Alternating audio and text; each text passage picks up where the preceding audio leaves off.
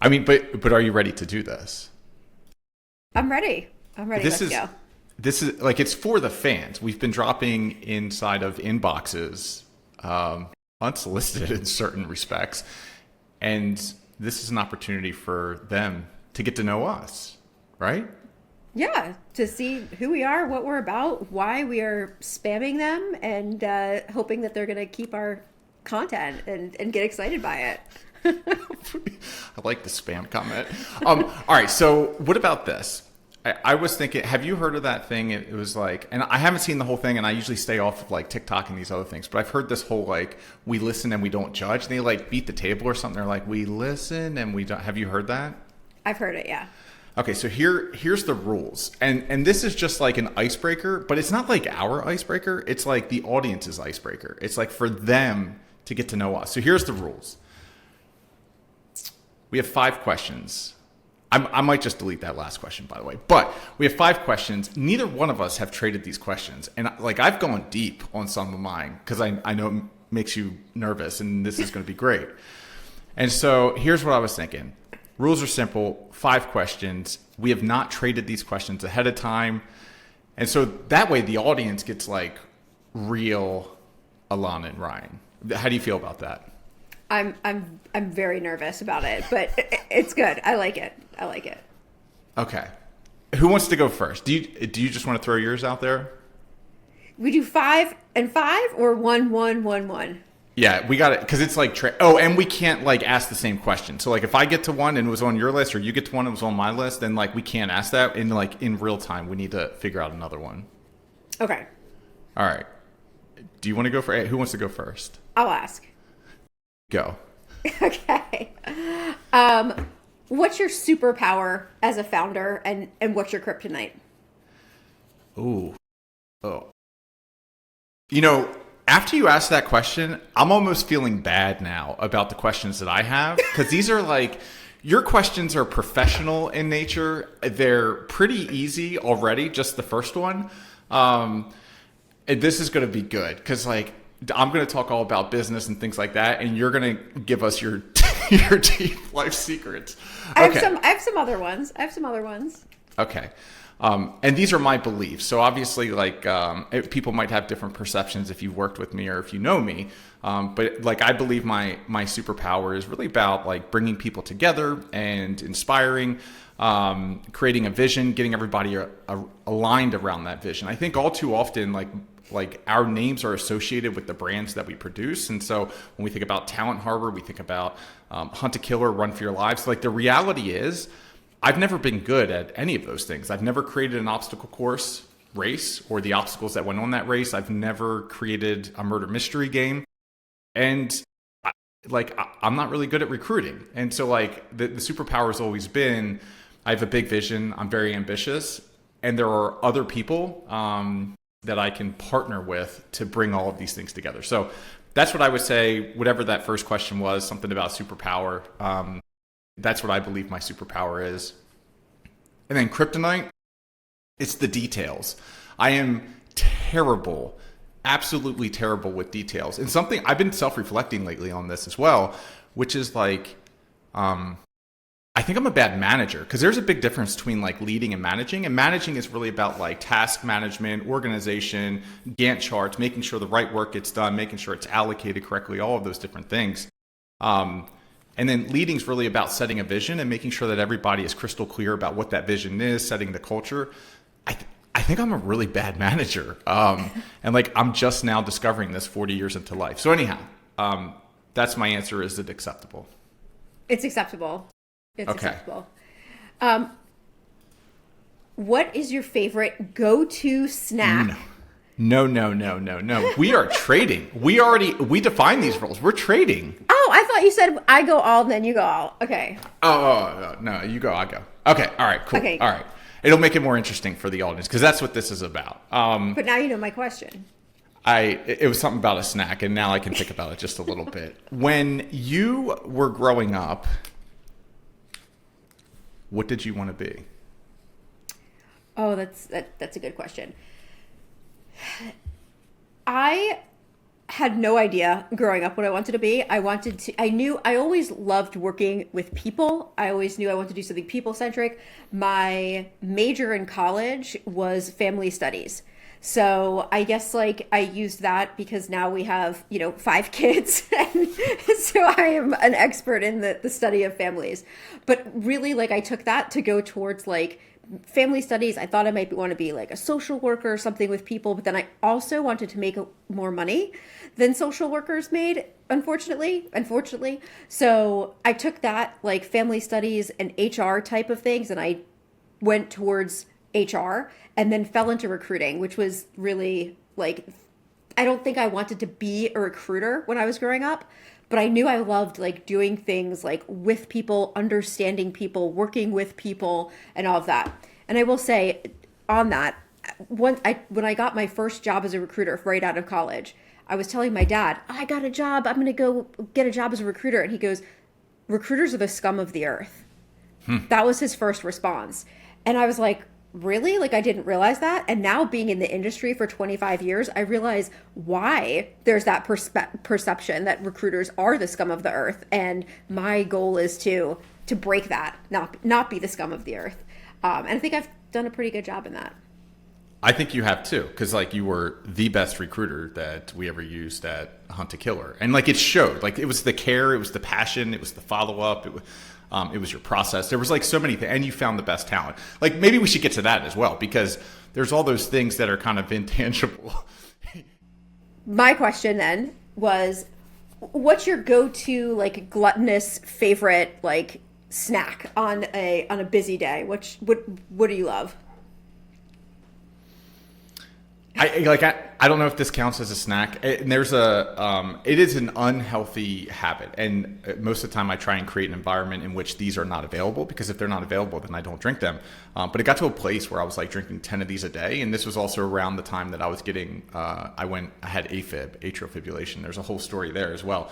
But people at Hunt a Killer, especially in the Baltimore office, like I would walk in and they would have a fridge stacked with Diet Coke before I flew into Baltimore. So it's like a known thing, and it's a terrible habit. But this is did you say gluttonous? Yeah, you're just like, yeah.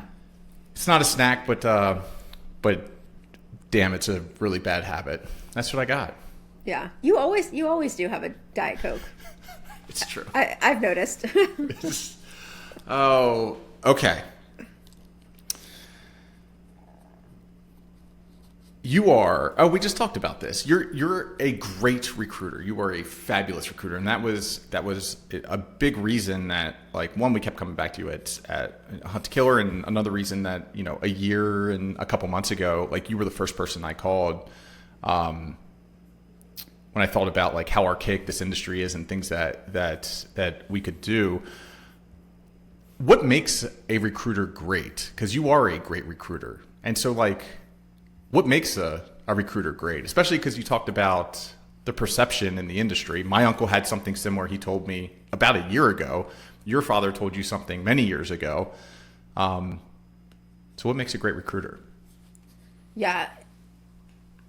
I really think it's just truly wanting to be a recruiter and loving working with people. So when you're a recruiter, everything you do is working with people, your clients, your candidates. On the client side, you're working with companies to understand what they're doing, what they need, what their goals are. And you have a candidate who that's the goal, is to understand what they're looking for, who they are as a person. So like being truly like in tune with people and really wanting it, like having a passion for connecting with people, which is like, I love it. I love talking to people. I love learning people's stories, people's backgrounds. And then during those conversations, you learn their motivation for wanting to take a new job, wanting to continue their career. And it's not always money. Some people think like it's always money jumping from one thing to the next. It's not. It's learning what that is. For some people, it's a better company culture. It's career advancement. Sometimes it is money. Sometimes it's a better commute. Like there's opportunity for advancement, opportunity for education advancement. There's so many reasons, and being able to dig in and find out what motivates people and then matching them with a company that will fuel them, and where the becomes a perfect match because the company is looking for exactly what this person is looking for. And that's it, just being passionate, being in tune with people. For me too, it's like we've talked about this before. It's like a sixth sense almost. It's like almost intuitive, and how to take that like intuition and also like train other recruiters on how to have the same intuition, and how to, to figure out what people's motivation is. So it's, for me, it's all about people and doing the right thing, making great matches. That's what I love. All right. That's a great response. Like, that's like, you have to love people to be in the industry. And if you love people, then you can do great work. That's awesome. Cool. All right. Fire away. Okay. Let's see.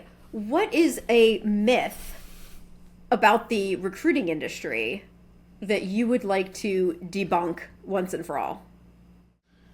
One myth. See, this is going to be my stall tactic. One myth. It's like where you repeat back. One myth that I believe in the recruiting industry that I'm willing. That 30% of first year compensation is a requirement.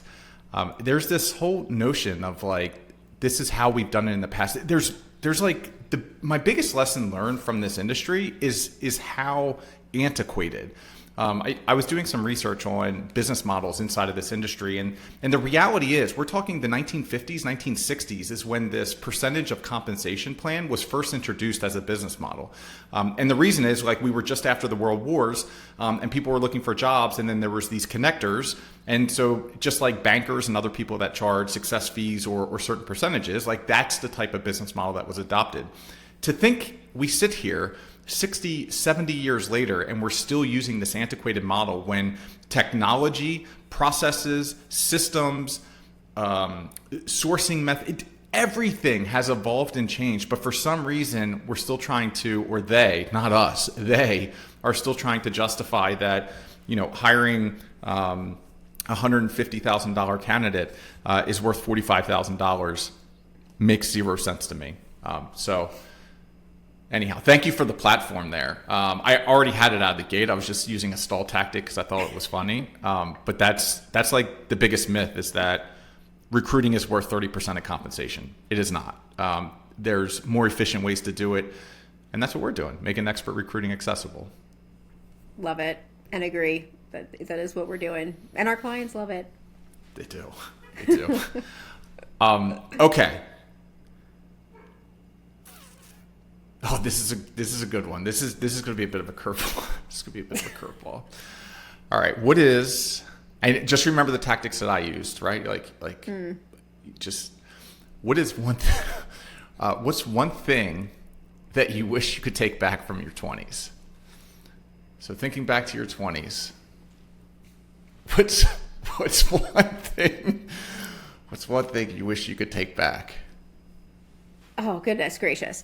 So it's interesting because my 20s, I really did so much good stuff in my 20s. And I wouldn't say that like my 20s were like the typical 20s of of other people. Like, I graduated college. The year after I graduated college, I started Metro Recruiting. So like I was a business owner very quickly into my 20s, and then I got married and get married when I was 25, had my first kid when I was 26. So I feel like I didn't have the typical like 20s that a lot of other people did. So what do I wish that I could take back? I don't know, but I'll tell you what I wish I did. I wish that when I was in college, and maybe right after college, that I traveled abroad, did like a semester abroad or something like that. So like that's something that I didn't do that I wish that I had done once I started a business, got married, started having kids, and then the opportunity for that was a lot less. But what do I wish I had, like, that I could take back? Not only is it allowed, I feel like that kind of wasn't like, what's one thing you could take back? It was like it's almost like you could use like the lack of travel. What's one thing I could take back? Well, the lack of like experiencing and traveling and seeing the world. I think that's perfectly acceptable. All right, good. Yeah. All right, you're off the hot seat. And I'm taking that, and I'm encouraging my kids, because they're all high school age and college age, that I absolutely want them to do a semester abroad, travel, and do all of those things. Like, but Yep. when they're young, absolutely.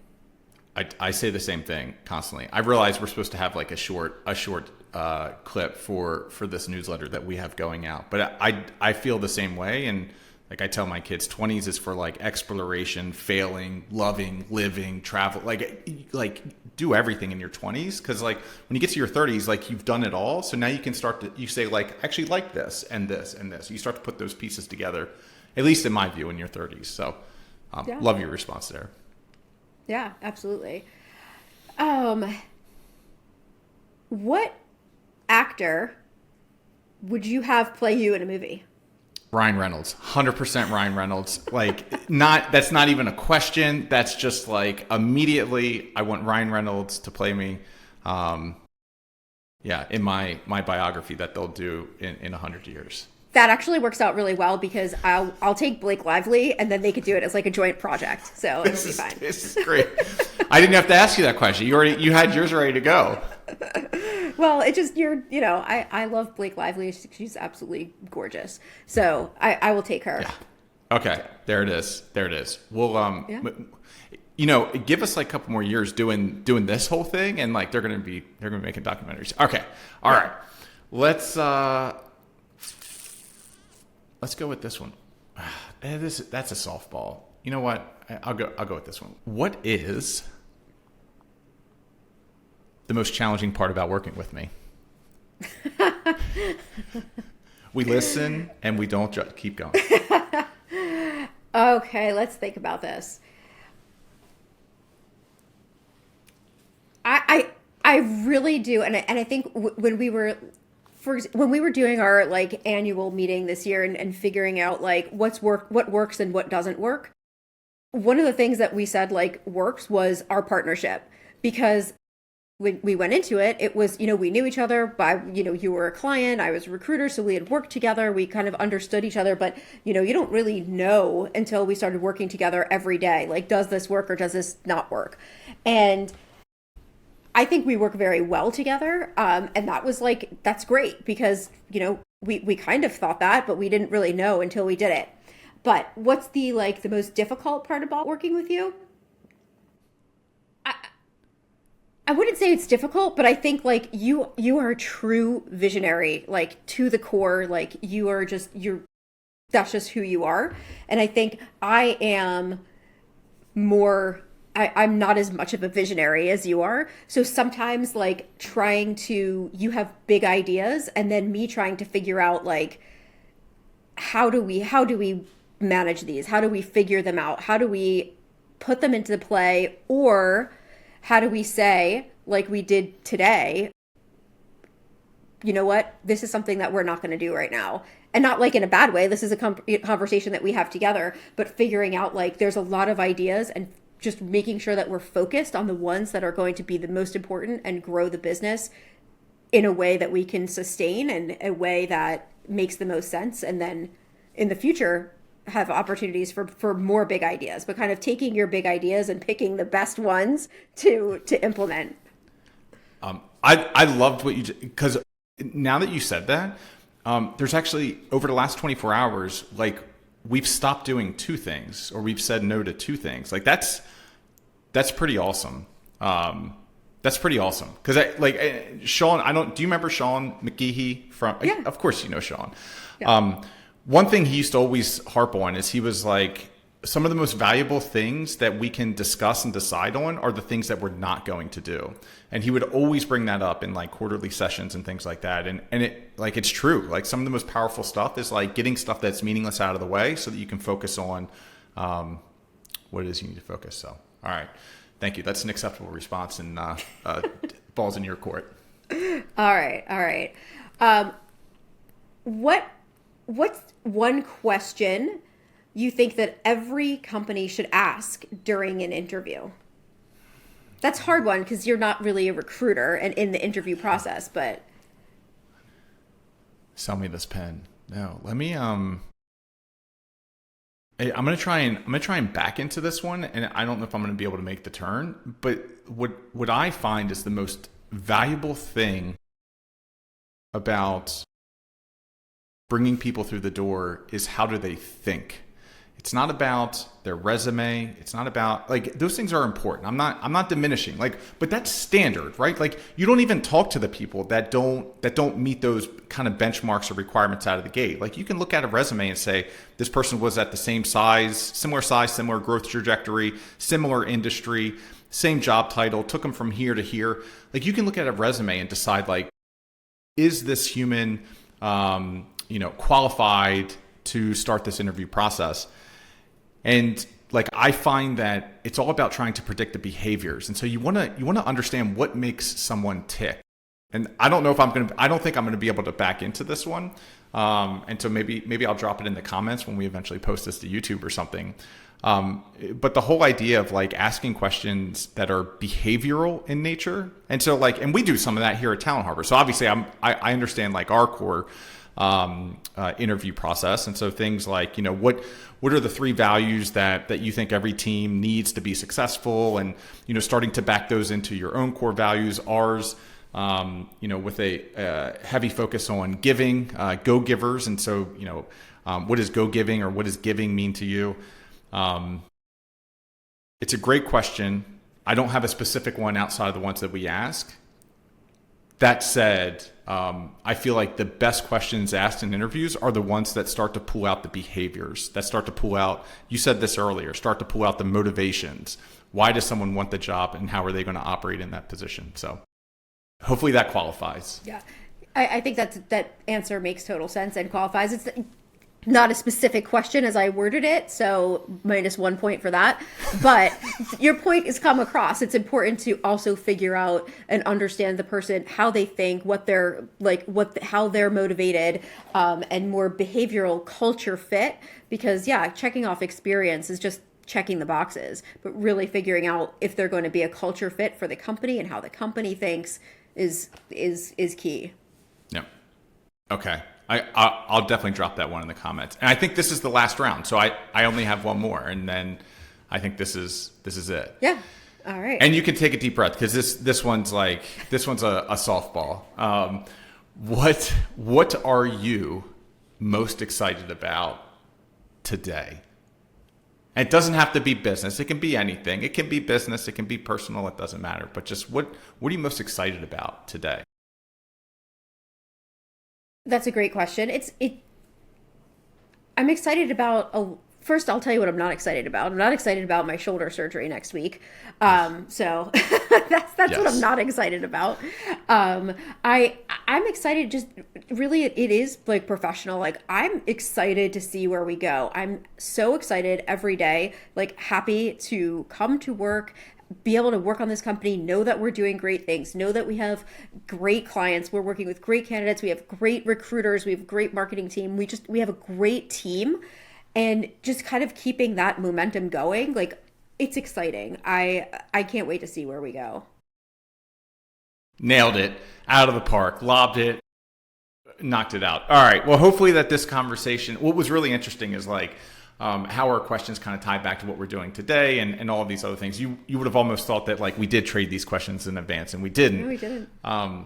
But hopefully people learned a little bit about who you and I are as humans, and now when they read our sarcasm and tongue-in-cheek newsletter that's both entertaining and informative, hopefully they understand it's coming from a great place. Yeah, I agree. I hope so as well.